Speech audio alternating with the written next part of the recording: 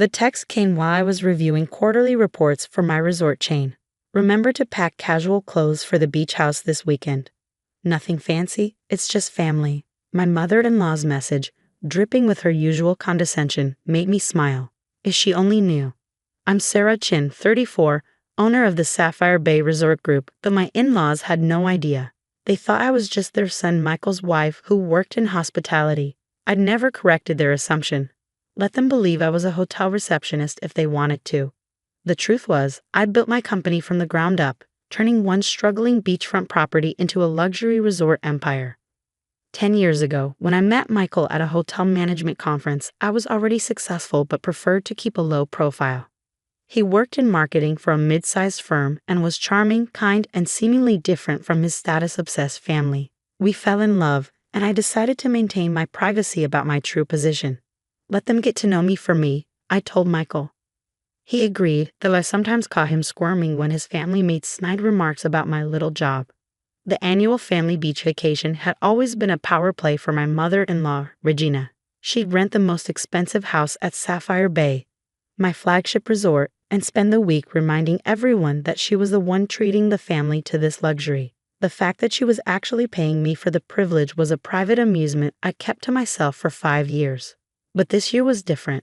2 months ago, I'd overheard Regina and my sister-in-law Amanda plotting during a family dinner. It's time Michael traded up, Regina had said, not realizing I was approaching the kitchen. That Jessica from his office would be perfect. Her father owns half of downtown. Sarah's sweet, but she's just not our caliber. This beach trip is our chance to show Michael the difference between class and, well, you know. I quietly stepped back, my hand finding the resort keycard in my pocket. The master key with my name and title emblazoned on it. Maybe it was time for a different kind of vacation. Friday afternoon, I arrived at the beach house ahead of everyone else, using my private access road. The staff, who knew exactly who I was but were well trained in discretion, had everything prepared according to my specifications.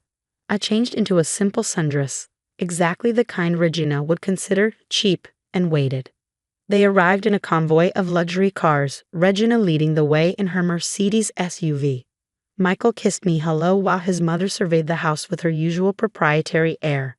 Amanda trailed behind with her husband Tom, and the new addition to their group, Jessica from Michael's office, wearing a designer swimsuit that probably cost more than Regina thought I made in a month. Sarah, dear, Regina's voice carried that familiar false sweetness. Help Maria with the luggage, won't you? She gestured to their housekeeper, who was struggling with several expensive bags. Actually, I smiled. Maria can take the afternoon off. I've arranged for butler service for the house. Regina's eyes narrowed at my presumption. And who, she asked acidly, is paying for that? Oh, don't worry about it, I replied mildly. It's taken care of. The afternoon proceeded according to Regina's obvious script. Jessica was seated next to Michael at every opportunity, while I was consistently relegated to the far end of the group. My husband, I noticed with growing disappointment, did nothing to stop it. Sarah, Regina announced during dinner on the terrace, be a dear and check why the air conditioning isn't working properly in the east wing. I set down my wine glass. I can call maintenance. No, she interrupted. You work in hospitality, surely you know how to handle these little problems. Jessica, why don't you tell Michael more about your father's new development project? I felt a familiar buzz from my phone. The resort's security team sending their nightly report. I excused myself, not that anyone besides Maria noticed, and stepped into the house. Through the window, I could see Jessica touching Michael's arm, laughing at something he'd said. My husband was beaming at the attention. The security report included camera footage from the beach house. I watched Regina and Amanda in the kitchen earlier, spiking my water glass with what appeared to be liquid laxative. How original. I typed a quick message to my head of security. Proceed with Protocol 17. When I returned to the terrace, Regina was holding court. Really, Sarah? I don't know why you insist on wearing that Target dress to dinner. We have standards here. Right, Michael? My husband shifted uncomfortably but said nothing. Jessica smirked behind her wine glass. Speaking of standards, Regina continued, I've been thinking. This house really isn't big enough for everyone. Sarah, dear, perhaps you'd be more comfortable at one of the budget hotels in town. This is a family gathering after all. I watched Michael, waiting for him to defend me. Instead, he stared at his plate. Honey, Mom has a point. It is getting crowded, and you'd probably be more comfortable. The doors to the terrace opened. John, my head of security, appeared with two other officers. Mrs. Chen, he addressed me formally. Is everything all right? Regina stood up, outraged. Who are you? How dare you interrupt our family dinner? Sarah, since you work here, deal with this immediately. I smiled, reaching into my purse for my master keycard and ID badge. Actually, Regina, I do need to deal with this. As owner and CEO of Sapphire Bay Resorts, I'm afraid I have to inform you that your reservation has been canceled. The silence was absolute. Michael's fork clattered to his plate. Owner? Regina whispered. Yes, I replied calmly. Owner. Of this resort and the entire chain. All 17 properties, actually. And since you violated multiple terms of your rental agreement, attempting to poison another guest, for instance, I'm exercising my right to terminate your stay. But, Amanda sputtered, you're just a hotel clerk. No, that's just what you chose to believe because it fit your prejudices. I've owned this resort chain for 12 years. I let you treat me like the help because I wanted to see who you really were. Congratulations, you showed me. I turned to my husband, who was staring at me like he'd never seen me before. Michael, I'm disappointed but not surprised by your behavior. You'll be hearing from my lawyer about the divorce proceedings. And Jessica, I addressed the now pale woman, you might want to update your resume. I just bought a controlling interest in your father's company. Your position is being eliminated in tomorrow's restructuring. Regina found her voice. You can't do this. We have a contract. The contract you never bothered to read. The one that gives me the right to evict guests for cause. John, please escort everyone out. Their belongings will be sent to whatever accommodations they can find in town. I paused. Though I should warn you, I own all the luxury properties in a 50-mile radius. You might want to try the Motel 6. You've been lying to us for years. Regina shrieked as security began clearing the terrace. No, Regina. I simply let you show me who you really were. You never bothered to ask what I actually did, never showed any interest in my work or my life. You were too busy trying to replace me with someone you thought was better suited to your social status. I watched as they were escorted to their cars, Regina still protesting, Amanda in tears, Jessica trying desperately to make calls on her phone. Michael lingered. Sarah, I didn't know. That's the problem, Michael. You didn't want to know. You were so worried about keeping your mother happy that you never stood up for your wife. Good luck with the divorce. Don't worry about a settlement. I've already transferred enough to your account to buy a small condo. Maybe your mother will let you live in her pool house. As their cars disappeared down the private drive, I turned to Maria, who was watching with wide eyes. Maria, I'd like to offer you a new position as head of housekeeping services for the resort.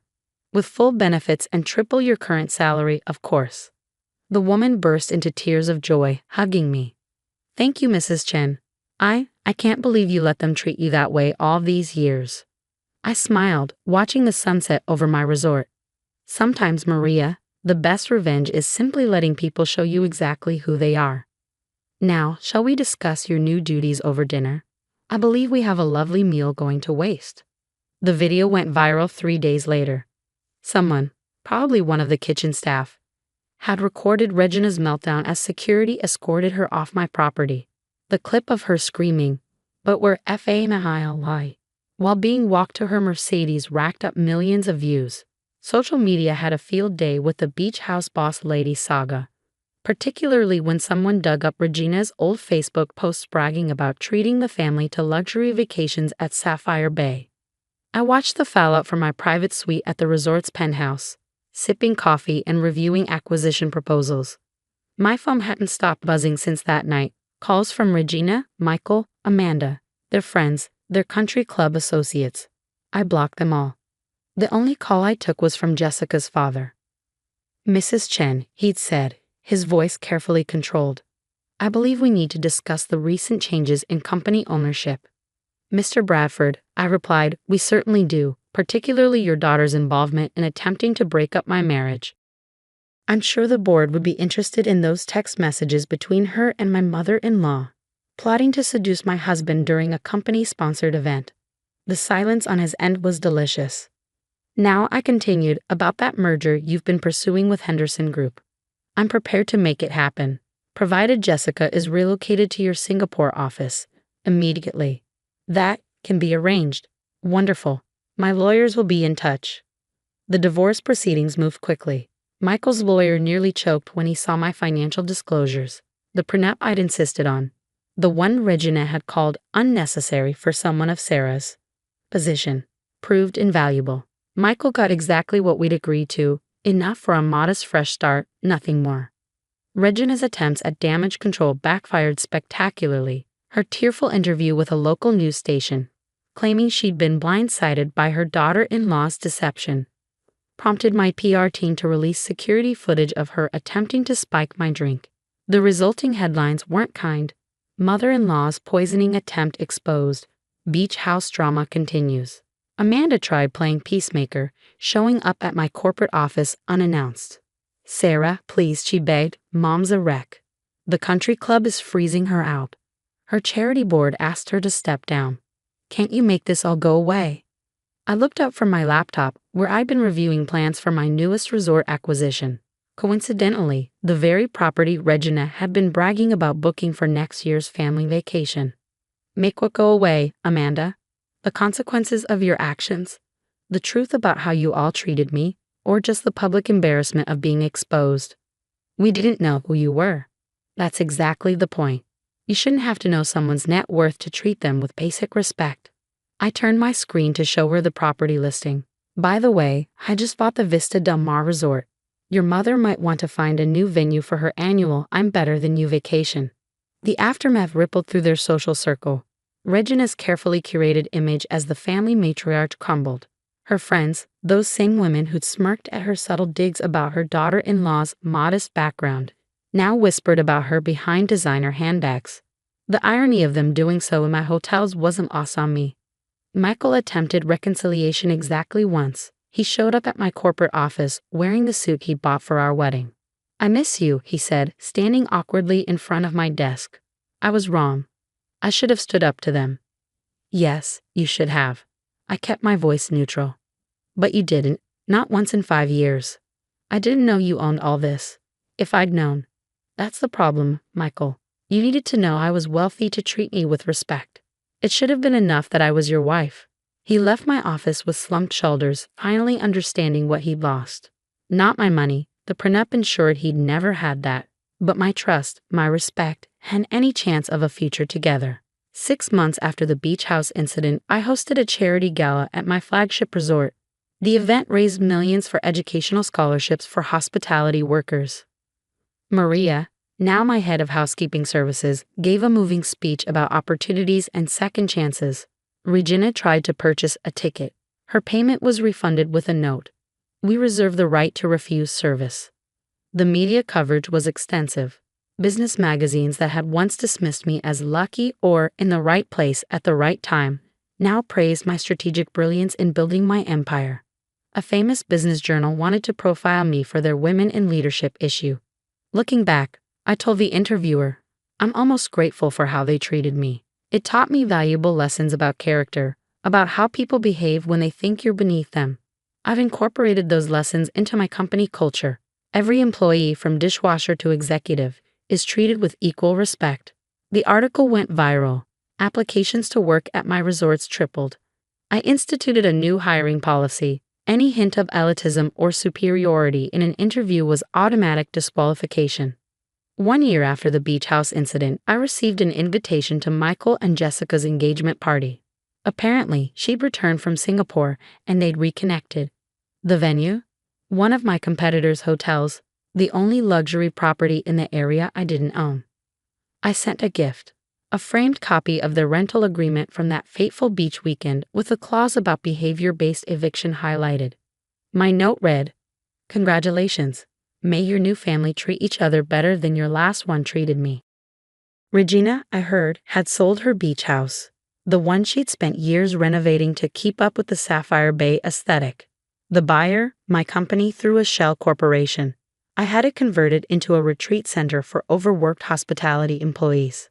The transformation of my business continued. Sapphire Bay Resorts became known for more than luxury. We were celebrated for our corporate culture, our employee retention, and our zero-tolerance policy for guest harassment of staff. Maria's daughter became our first scholarship recipient, heading to Cornell's hotel management program with a full ride. When Regina's friends complained about the decline in service standards, since I'd instituted my progressive policies, I had their memberships in our loyalty program revoked. The final twist came during a routine business acquisition 2 years later. I was reviewing the purchase of a small but exclusive country club, the very one where Regina had held court for decades. Mrs. Chen, my assistant, said, "There's one small detail you should know. Mrs. Regina Wallace holds a lifetime membership."